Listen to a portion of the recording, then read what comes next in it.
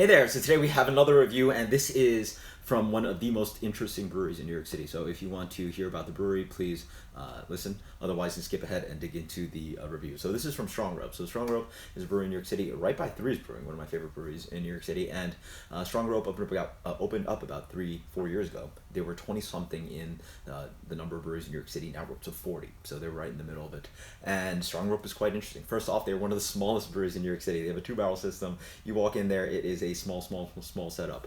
And it sort of works because Jason Saylor, head brewer and owner, comes from a home brewing background, so sort of glorified kind of homebrew setup. But interesting thing about Strong Rope is that they opened up after the time that New York passed a farm brewer's license. So this is one of the most interesting things about New York. New York passed this law, and pretty much it was an incentive where if you use New York State ingredients, you got ability to open up a tap room, open up a brewery, and have all that stuff access to you a lot easier if you follow those rules. So Jason went crazy. Yeah, he went all out New York State ingredients. How the law was passed is that it sort of staggered the amount of New York State ingredients you had to use. Now I believe in order to follow with the license, you have to use 60% New York State malt and hops.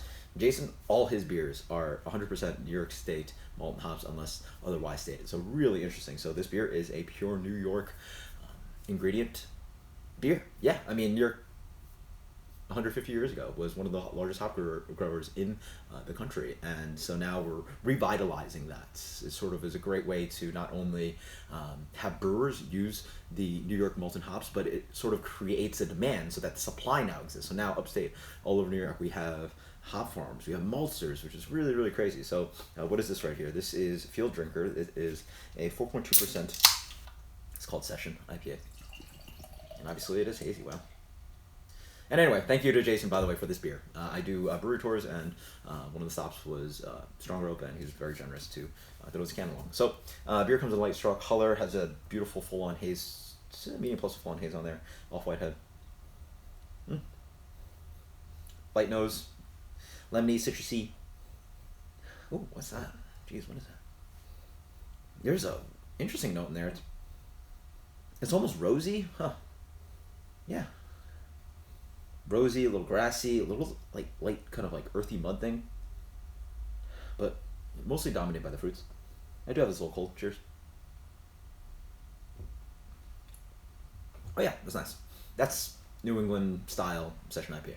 Up front is a beautiful malt structure. Malt flavor. It's doughy, it's light. It's that familiar kind of instead of what we associate with classic Session IPA, this one has that kind of light, I mean, it's possible wheat or oats in here, and that light kind of, like, again, light doughy thing that associates with style, but then on the Session side, the malt shows quite nicely for a style. On the palate, possibly a little bit of the water treatment coming in. Nothing too super expressive with hops, but you just have a little bit of hoppiness, you have a little bit of malt basing under there, mostly light on bitterness, and then just like, it's a crusher.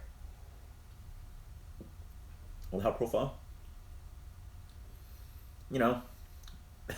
honestly, I would say it's generically quite hoppy. Not like simply green hop matter, but just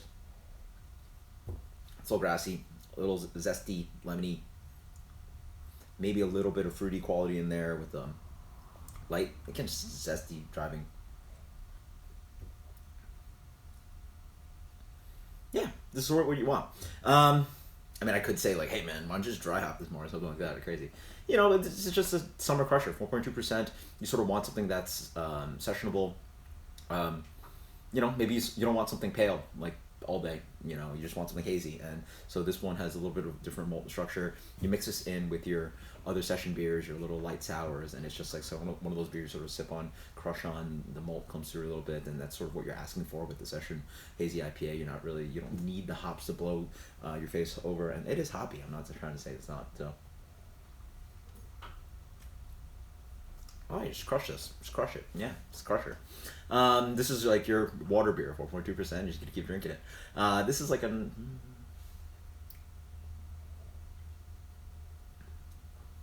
why not? This is a why not? Yeah, 89. Yeah.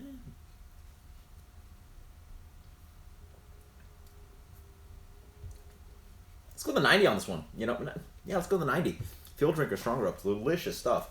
If you come to New York, please check them out. Just a cool small brewery. You're definitely not going to find that kind of experience in New York City. It's quite a new, unique brewery, and especially not only with size but also the kind of ingredient selection they use. And to think that, imagine 10 years ago, as a brewer, whether you be able to make a beer of this quality with New York State ingredients, it wouldn't be possible. So now we actually have that possibility. And thank you to Jason. I'm sure that he's definitely one of the inspirations for a lot of people that use New York State ingredients. Really awesome stuff. So until next time, guys, cheers. Later.